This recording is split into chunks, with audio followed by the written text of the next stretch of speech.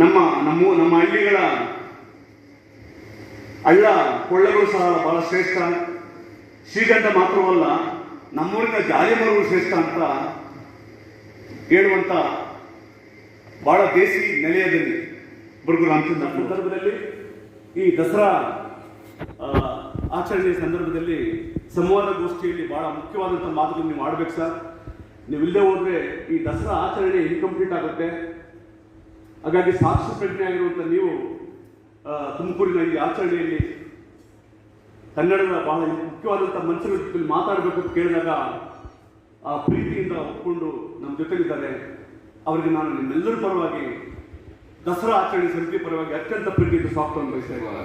ನನ್ನ ಆತ್ಮೀಯರು, ಕರ್ನಾಟಕ ಸರ್ಕಾರದ ಗೃಹ ಸಚಿವರು, ತುಮಕೂರು ದಸರಾದ ನಿಜವಾದ ಅರ್ಥದಲ್ಲಿ ರೂವಾರಿಗಳು ಆದಂತಹ ಡಾಕ್ಟರ್ ಜಿ ಪರಮೇಶ್ವರ್ ಅವರೇ, ವೇದಿಕೆಯ ಮೇಲಿರುವ ಎಲ್ಲ ಅತಿಥಿಗಳೇ ಹಾಗೂ ನೆರೆದಿರುವ ಬಂಧುಗಳೇ, ಮಾಧ್ಯಮದ ಮಿತ್ರರೇ, ವೇದಿಕೆ ಮೇಲೆ ತುಂಬ ಜನ ಇರೋದರಿಂದ ಯಾರ ಹೆಸರನ್ನು ನಾನು ಹೇಳ್ತಾ ಇಲ್ಲ. ಈಗಾಗಲೇ ಸ್ವಾಗತ ಮಾಡಬೇಕಾದ್ರೆ ಸಾಕಷ್ಟು ಎಲ್ಲರ ಹೆಸರುಗಳನ್ನು ಹೇಳಿ ಶಾಲಾಕಿ ಏನೇನು ಮಾಡಬೇಕು ಅದೆಲ್ಲ ಮಾಡಿಬಿಟ್ಟಿದ್ದಾರೆ. ಆದ್ದರಿಂದ ಅವರು ಯಾರ ಹೆಸರನ್ನು ಹೇಳಿದೆ ಎಲ್ಲರನ್ನೂ ನೆನಪು ಮಾಡಿಕೊಳ್ತಾ ಕೆಲವು ಮಾತುಗಳನ್ನು ನಾನು ಹಂಚ್ಕೊಳ್ಳೋಕೆ ಇಷ್ಟಪಡ್ತೇನೆ. ಇದು ಒಂದು ಸಂವಾದ. ಪರಮೇಶ್ವರ್ ಅವರು ಸಾಕಷ್ಟು ಉಪಯುಕ್ತವಾಗಿರುವಂತಹ ಭಾಷಣ ಮಾಡಿದ್ದಾರೆ. ನಾನು ನನ್ನ ಪುಸ್ತಕ ಬಿಡುಗಡೆಯಲ್ಲಿ ಅವರು ಭಾಷಣ ಮಾಡಿದಾಗ ಅನೇಕ ಸಾಹಿತಿಗಳು ನನಗೆ ಮೆಸೇಜ್ ಮಾಡಿದರು, ಇಡೀ ನಿಮ್ಮ ಸಮಾರಂಭದಲ್ಲಿ ಬಹಳ ಚೆನ್ನಾಗಿ ಮಾತಾಡಿದವರು ಯಾರು ಅಂತಂದರೆ ಡಾಕ್ಟರ್ ಜಿ ಪರಮೇಶ್ವರ್ ಅವರು. ಅಂದರೆ ಒಬ್ಬ ಸಾಹಿತಿ ಥರ ಮಾತಾಡಿದರು ಅವರು. ಒಂದು ಸಣ್ಣ ರಾಜಕೀಯವನ್ನು ಬೆರೆಸದೆ ಪುಸ್ತಕನ ಓದ್ಕೊಂಡು ಬಂದು, ಎಷ್ಟೋ ಸಾರಿ ಸಾಹಿತಿಗಳೇ ಓದ್ಕೊಂಡು ಬಂದಿರೋದಿಲ್ಲ ಪುಸ್ತಕನ. ಸೊ ಅಂಥ ಸಂದರ್ಭದಲ್ಲಿ ಅಷ್ಟು ಚೆನ್ನಾಗಿ ಮಾತಾಡಿರುತ್ತೆ. ಇವತ್ತು ಸಹ ಅವರು ಅಧ್ಯಕ್ಷತೆ ವಹಿಸಿ ಮಾತಾಡಬೇಕಾಗಿತ್ತು, ಆದರೆ ಪ್ರಾಸ್ತಾವಿಕವಾಗಿ ನಾನೇ ಮಾತಾಡ್ತೇನೆ ಅಂತ ಹೇಳಿ ಕೆಲವು ಉಪಯುಕ್ತವಾದಂಥ ವಿಷಯಗಳನ್ನು ಪ್ರಸ್ತಾಪ ಮಾಡಿದ್ದಾರೆ. ಈ ಸಂವಾದಗೋಷ್ಠಿಗೆ ಬಹಳ ಒತ್ತಾಯದಿಂದ ನಾನು ಬಂದಿದ್ದೇನೆ. ಅದು ಒಂದು ಸತ್ಯವನ್ನು ಹೇಳಬೇಕು. ನೀವು ಬರಬೇಕು ಅಂತ ಬಹಳ ಒತ್ತಾಯ ಮಾಡಿ ನಾನು ಕರೆದರೂ ಬಂದಿದ್ದೇನೆ. ಬಂದ ಸಂತೋಷದಿಂದ ನಿಮ್ಮ ಜೊತೆ ಕೆಲವು ವಿಚಾರಗಳನ್ನು ಹಂಚ್ಕೊಳ್ಳೋಕೆ ಇಷ್ಟಪಡ್ತೇನೆ. ಸಾಂಸ್ಕೃತಿಕ ಪರಂಪರೆ ಮತ್ತು ಸಾಮಾಜಿಕ ಜವಾಬ್ದಾರಿ ಅನ್ನೋದು ಈ ಸಂವಾದಗೋಷ್ಠಿಯ ವಿಷಯ. ಮುಖ್ಯವಾಗಿ ಈ ವೇದಿಕೆಗೆ ಎಚ್ ಟಿ ಸಣ್ಣಗುಡ್ಡಯ್ಯನವರು ಮತ್ತು ಮೀಚಿ ಅವರ ಹೆಸರನ್ನು ಇಟ್ಟಿರೋದಕ್ಕಾಗಿ ನಾನು ಆಯೋಜಕರನ್ನು ಅಭಿನಂದಿಸೋದಕ್ಕೆ ಇಷ್ಟಪಡ್ತೇನೆ. ನನ್ನಂತಹ ಅನೇಕರನ್ನು ಬೆಳೆಸಿದವರಲ್ಲಿ ಸಣ್ಣಗುಡ್ಡಯ್ಯನವರ ಪಾತ್ರ ಇದೆ, ಚಿಕ್ಕವೀರಯ್ಯನವ್ರ ಪಾತ್ರ ಇದೆ, ವಿ ಚಿಕ್ಕವೀರಯ್ಯನವ್ರದ್ದು ಈ ಜಿಲ್ಲೆಯಲ್ಲಿ. ಅದರ ಜೊತೆಗೆ ಅವರ ಸ್ನೇಹಿತರಾಗಿದ್ದಂಥ ಇನ್ನೊಬ್ಬರು KR ನಾಯ್ಕ್ ಅಂತ, ಅವರು ಟೈಲರ್ ಆಗಿದ್ದರು, ಆದರೆ ಸಮತಾವಾದದ ಬಗ್ಗೆ ಆಳವಾದ ಅಧ್ಯಯನ ಮಾಡಿದವರಾಗಿದ್ದರು. ಇವರೆಲ್ಲರೂ ಸೇರಿ ಬಹುಶಃ ತುಮಕೂರಿನ ಈ ವಾತಾವರಣದ ಒಳಗಡೆ ಒಂದು ರೀತಿ ಪ್ರಗತಿಪರವಾದಂಥ ಆಶಯಗಳನ್ನು ಜಾಗೃತಗೊಳಿಸ್ತಕ್ಕಂಥವರಾಗಿದ್ದರು. ಹಾಗಾಗಿ ಅವರ ಹೆಸರನ್ನು ಇಟ್ಟಿರೋದಕ್ಕಾಗಿ ನಾನು ಅಭಿನಂದಿಸೋದಕ್ಕೆ ಇಷ್ಟಪಡ್ತೇನೆ. ತುಮಕೂರಿಗೇನೆ ಒಂದು ವಿಶೇಷವಾದ ಸಾಂಸ್ಕೃತಿಕ ಪರಂಪರೆ ಇದೆ. ಅದನ್ನು ನಾನು ಮೊದಲು ಪ್ರಸ್ತಾಪ ಮಾಡೋಕ್ಕೆ ಇಷ್ಟಪಡ್ತೇನೆ. ಇದು ಗುಬ್ಬಿ ವೀರಣ್ಣ ರಂಗಮಂದಿರ. ಇದು ಗುಬ್ಬಿ ವೀರಣ್ಣನವರು ಎಷ್ಟು ಮುಖ್ಯ ಅಂತಂದರೆ, ಕರ್ನಾಟಕದಲ್ಲಿ ರಂಗಭೂಮಿ ಮತ್ತು ಸಿನಿಮಾ ಎರಡೂ ಕ್ಷೇತ್ರಕ್ಕೆ ಸಂಬಂಧಪಟ್ಟಂತೆ ದೊಡ್ಡ ಪರಂಪರೆಯೊಂದನ್ನು ನಿರ್ಮಾಣ ಮಾಡಿದಂಥವರು ಗುಬ್ಬಿ ವೀರಣ್ಣವರು.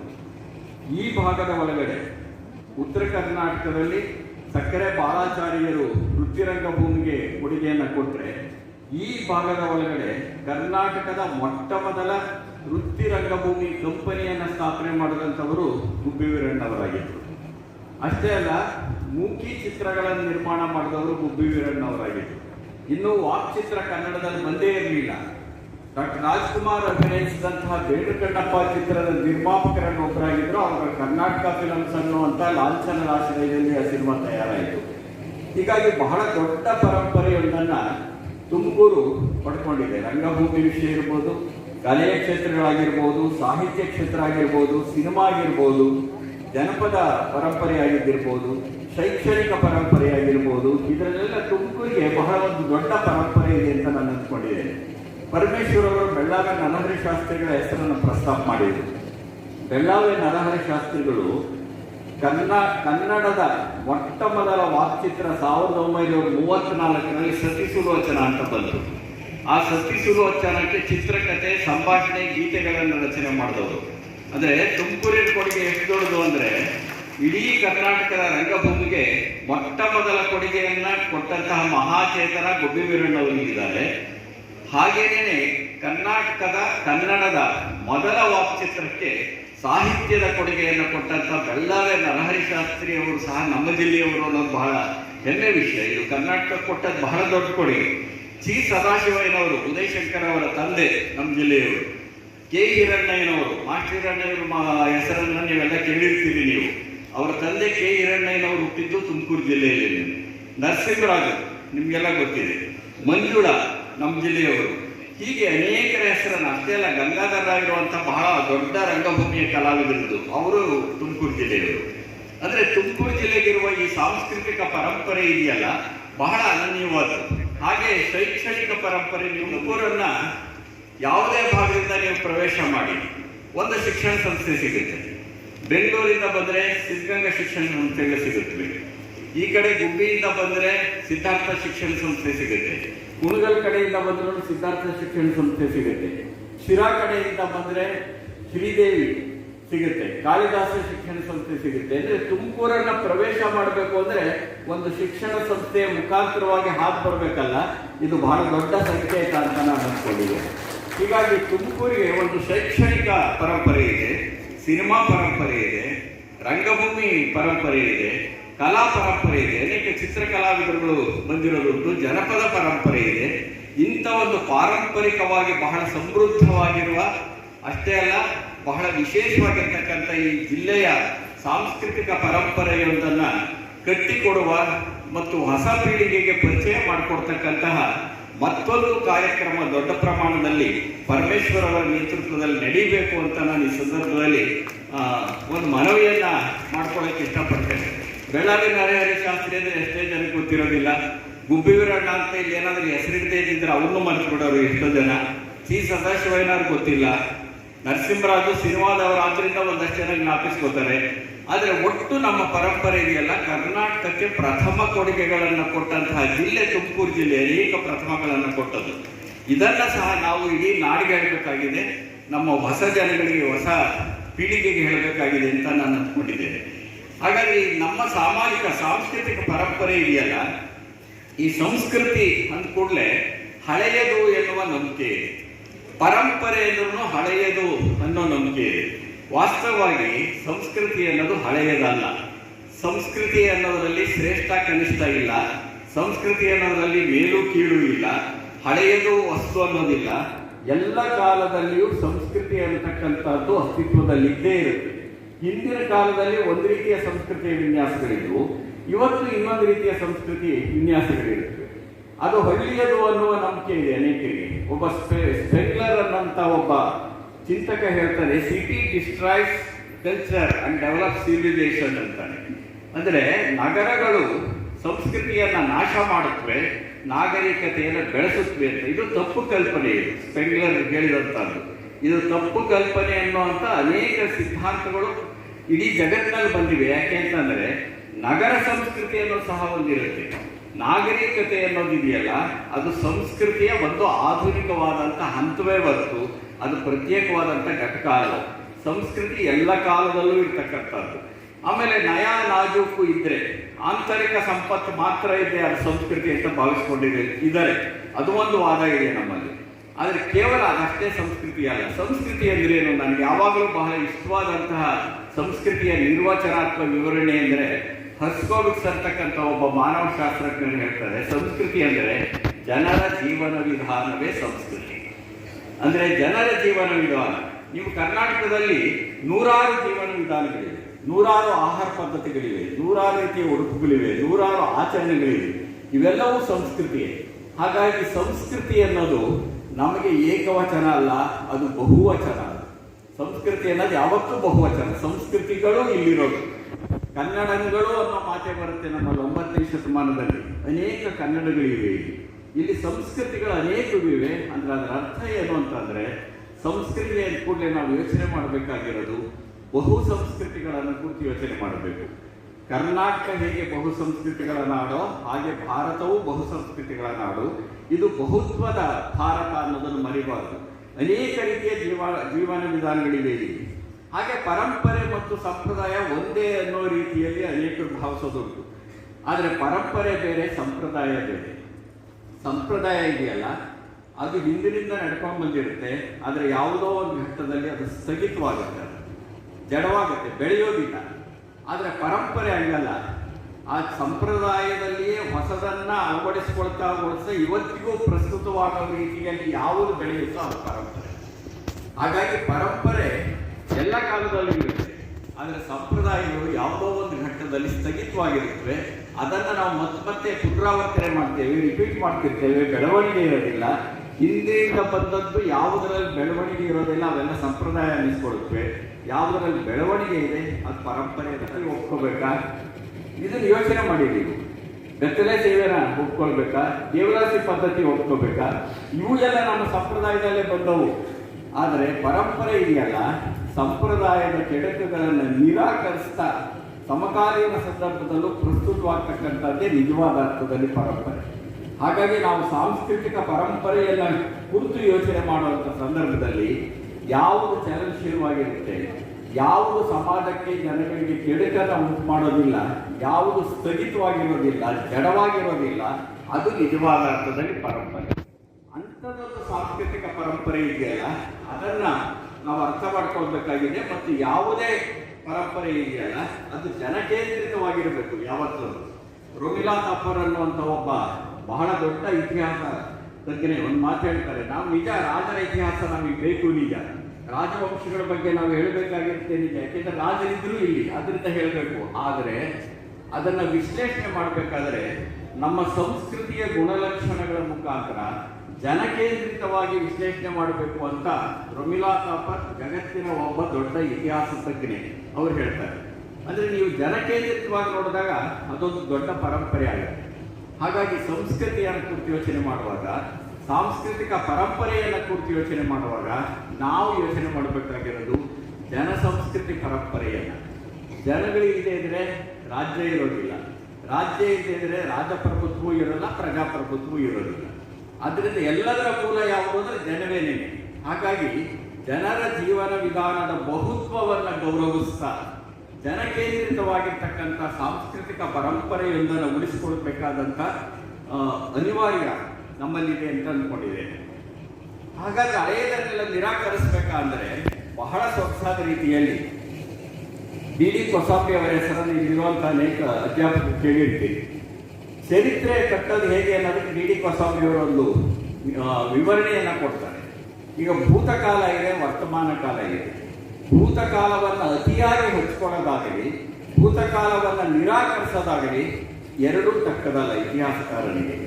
ಭೂತಕಾಲದ ಬೆಳಕಿನಲ್ಲಿ ವರ್ತಮಾನವನ್ನು ಅರ್ಥ ಮಾಡ್ಕೊಳ್ಬೇಕು, ವರ್ತಮಾನದ ವಿವೇಕದಿಂದ ಭೂತಕಾಲವನ್ನು ಅರ್ಥ ಮಾಡ್ಕೋಬೇಕು. ಇದ್ರ ಮುಖಾಂತರವಾಗಿ ಒಂದು ಇತಿಹಾಸವನ್ನು ಕಟ್ಟಬೇಕು ಅಂತ ಡಿ ಕೊಸಾಂಬಿ ಅವರು ಹೇಳ್ತಾರೆ.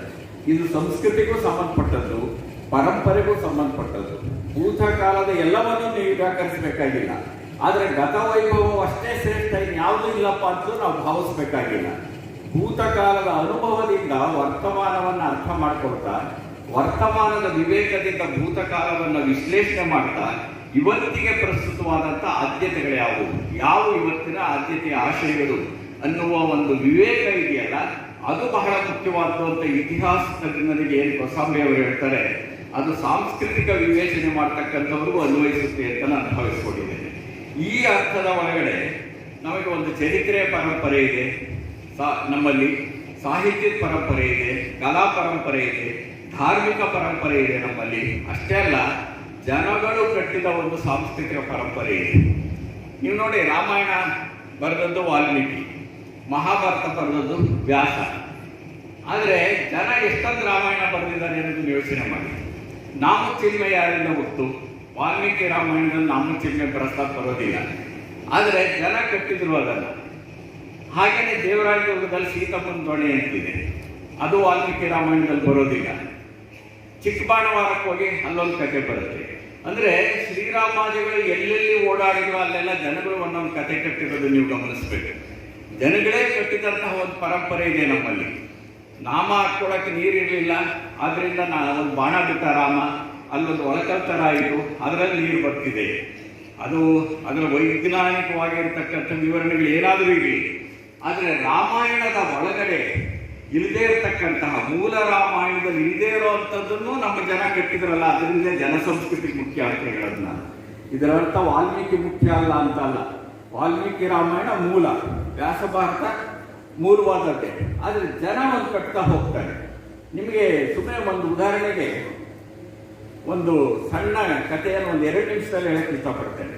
ಮಧುಗಿರಿ ತಾಲೂಕಿನಲ್ಲಿ ಒಂದು ರಾಮಾಯಣಕ್ಕೊಂದು ಕಥೆ ಪ್ರಚಲಿತವಾಗಿದೆ. ಮಧುಗಿರಿ ತಾಲೂಕಿನಲ್ಲಿ ಶ್ರೀರಾಮ ಸೀತಾ ಪರಿತ್ಯಾಗ ಆಗುತ್ತೆ ನೋಡಿ. ಲಂಕೆಯಿಂದ ಬಂದ ಮೇಲೆ ಸೀತೆಯನ್ನ ಮತ್ತೆ ಕಾಡಿಗೆ ಬಿಟ್ಟುವ ಅಂತ ಹೇಳ್ತಾರೆ ಲಕ್ಷ್ಮಣನಿಗೆ. ಅದು ವಾಲ್ಮೀಕಿ ರಾಮಾಯಣದಲ್ಲಿದೆ, ಅದನ್ನು ನಾವು ನಂಬಿಕೊಂಡು ಬಂದಿದ್ದೇವೆ. ಅದು ಬೇರೆ ವಿಷಯ, ಅದರ ವಿಶ್ಲೇಷಣೆ.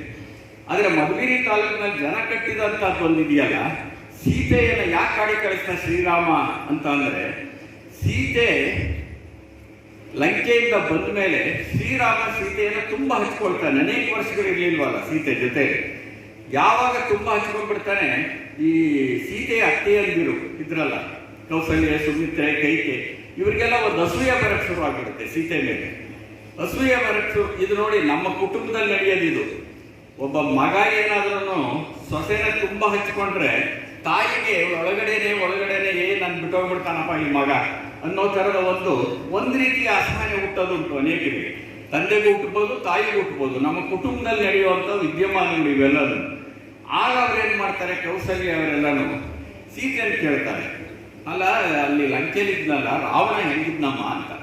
ಆಕೆ ವಿವರಿಸ್ತಾಳೆ, ಹಿಂಗೆ ಕಣ್ಣಿತ್ತು, ಹೀಗೆ ಉಬ್ಬಿತ್ತು, ಹೀಗೆ ಮೀಸೆ ಇತ್ತು, ಇಷ್ಟೆಲ್ಲ ಇದೆಯಲ್ಲ, ಒಂದು ಚಿತ್ರ ಬರೀತೀಯಾ ಅಂತಾರೆ. ಆಕೆ ಒಂದು ಚಿತ್ರ ಬರೀತಾರೆ. ನಮ್ಮ ಪುರಾಣಗಳಲ್ಲಿ ಬರುವಂಥ ಪಾತ್ರಗಳಿಗವಲ್ಲ, ಸರ್ವ ಕಲಾ ಪಾರಂಗತರಾಗಿರ್ತಾರೆ. ಚಿತ್ರ ಬರಿ ಅಂದರೆ ಚಿತ್ರಗಳು ಬರೀತಾರೆ, ಎಲ್ಲ ರೀತಿ ಇರ್ತಾರೆ. ಚಿತ್ರ ಬರೀತಾರೆ. ಆ ಚಿತ್ರ ತಗೊಂಡೋಗಿ ಶ್ರೀರಾಮ ಊಟ ಮಾಡುವಂಥ ಜಾಗ ಇರುತ್ತಲ್ಲ, ಅದ್ರ ಎದುರುಗಡೆ ಕಾಣಂಗಿ ಇವಿರ್ತಾರೆ ಈ ತಾಯಿಯಲ್ಲಿ. ಶ್ರೀರಾಮ ನೋಡಿದ ಊಟ ಮಾಡ್ತಾರೆ. ಇದ್ಯಾರು ಬಂದಿದ್ದು, ಯಾಕೆ ನೀವು ಬಂತು? ಆಗ ಹೇಳ್ತಾರೆ, ಅಪ್ಪ ನಿನ್ನ ಹೆಂಡತಿ ಕಥೆ ಏನಪ್ಪ ಹೇಳಿ, ಲಂಕೆಯಿಂದ ಬಂದ ಮೇಲೂ ಆ ರಾಮನ ಜ್ಞಾನ ಬಿಟ್ಟಿಲ್ಲಪ್ಪ ನೀನು ಹೆಂಡತಿ ಅಂದ್ರೆ. ಸೊ ಆಗ ಇವ್ರು ಸಿಟ್ಟು ಬಂತು ಏನು ಮಾಡ್ದ, ಕಾಡಿಗೆ ಬಿಟ್ಟುವ ಅಂತ ಲಕ್ಷ್ಮಣನಿಗೆ ಹೇಳ್ದ. ಇದೇ ಥರದ ಕತೆ ಮಲಯಾಳಂನಲ್ಲಿ ಒಂದು ಕಾವ್ಯ ಇದೆ, ಸೀತಾ ದುಃಖಂ ಅಂತ ಇದೆ. ಜನಪದದ ಒಂದು ಚಿತ್ರಪಟ ರಾಮಾಯಣ ಅಂತಲೇ ನಮ್ಮ ಕಡೆ ಇದೆ. ಅಂದರೆ ಈ ಥರದ ಕಥೆಯನ್ನು ಹುಟ್ಟಾಕಿದ್ದು ಯಾರು? ಅನಕ್ಷರಸ್ಥರು ಅಂತ ಇಟ್ಕೊಳ್ಳೋಣ. ಅನಕ್ಷರಸ್ಥರು ಅಂದರೆ ಲಿಖಿತ ಅಕ್ಷರ ಇಲ್ಲದೆ ಇರೋರು, ಅವ್ರ ಬಾಯಲ್ಲಿ ಅಕ್ಷರ ಇಲ್ಲದೆ ಇರುತ್ತೆ. ಅದರಿಂದ ನಾನು ಅವರನ್ನು ಅನಕ್ಷರಸ್ಥರು ಅನ್ನೋದಿಲ್ಲ. ನಾನು ಮಾತಾಡ್ತಿದ್ದೀನಿ ಅಂದರೆ ಅದು ಅಕ್ಷರವೇನೇ ಅದು. ಆದರೆ ಶೈಕ್ಷಣಿಕ ಹಿನ್ನೆಲೆ ಇಲ್ಲದೆ ಇರತಕ್ಕಂಥವ್ರು ಅವರು ಈ ಥರದ ಒಂದು ಕತೆ ಕಟ್ತಾರಲ್ಲ. ಹೀಗಾಗಿ ನಮ್ಮಲ್ಲಿ ಅನೇಕ ರಾಮಾಯಣಗಳು ಹುಟ್ಟಿದ್ವು, ಅನೇಕ ಮಹಾಭಾರತಗಳು ಹುಟ್ಟಿದ್ವು.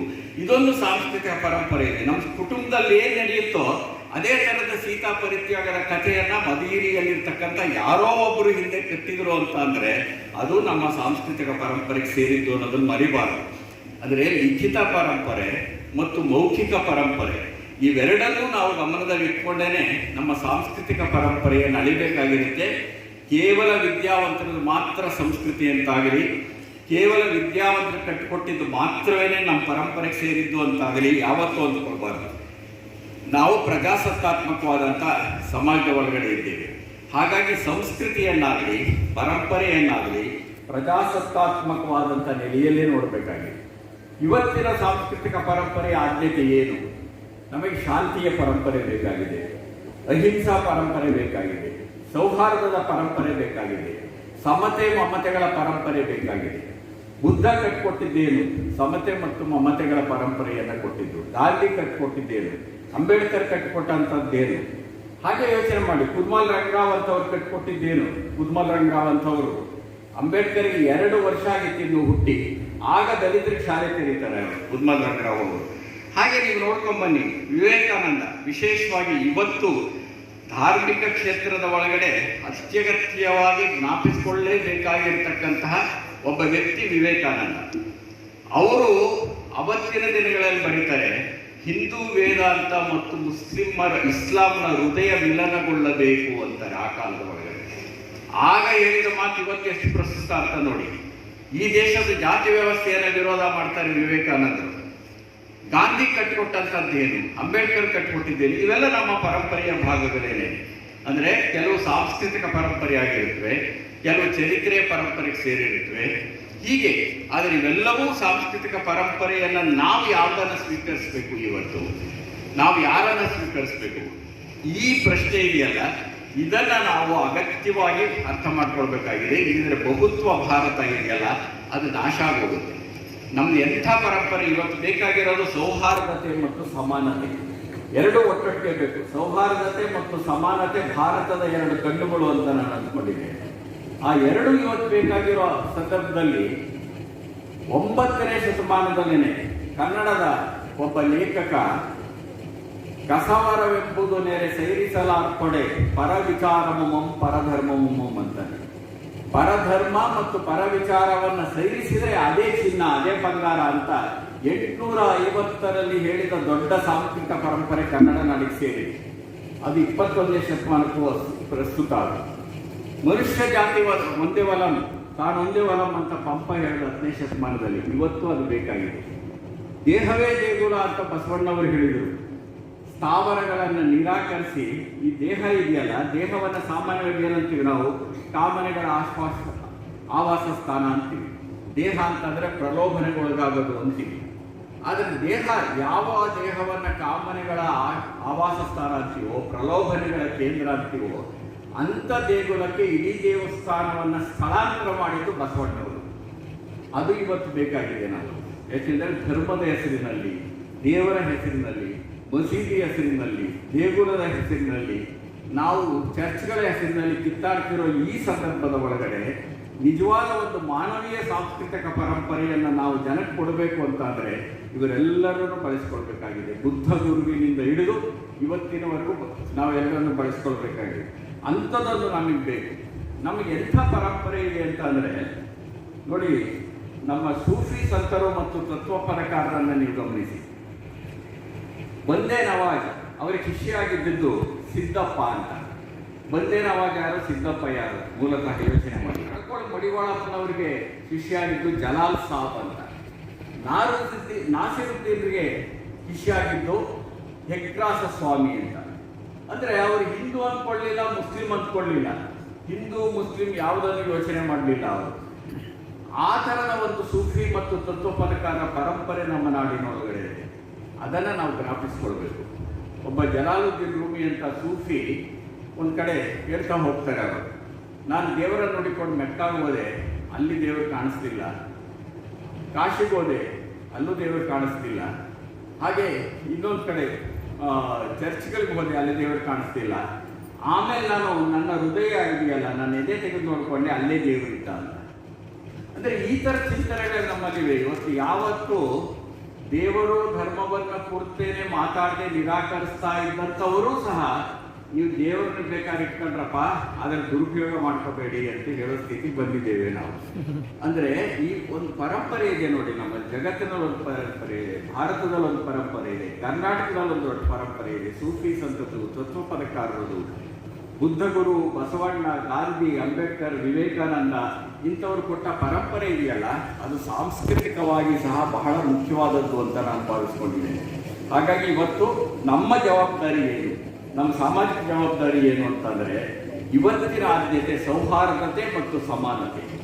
ಆ ಸೌಹಾರ್ದತೆ ಮತ್ತು ಸಮಾನತೆ ಎನ್ನುವ ಎರಡು ಕಣ್ಣುಗಳನ್ನು ನಾವು ಉಳಿಸಿಕೊಳ್ಳದೆ ಹೋದರೆ ಭಾರತದ ಬಹುತ್ವ ಸಂಸ್ಕೃತಿ ಇದೆಯಲ್ಲ, ಅದು ನಾಶದ ಅಂಚಿಗೆ ಸರಿತಾ ಇದೆ. ಆ ದಿಕ್ಕಿನಲ್ಲಿ ನಾವು ಯೋಚನೆ ಮಾಡಬೇಕು. ಅದು ನಿಜವಾದ ನಮ್ಮ ಸಾಮಾಜಿಕವಾದಂಥ ಜವಾಬ್ದಾರಿ.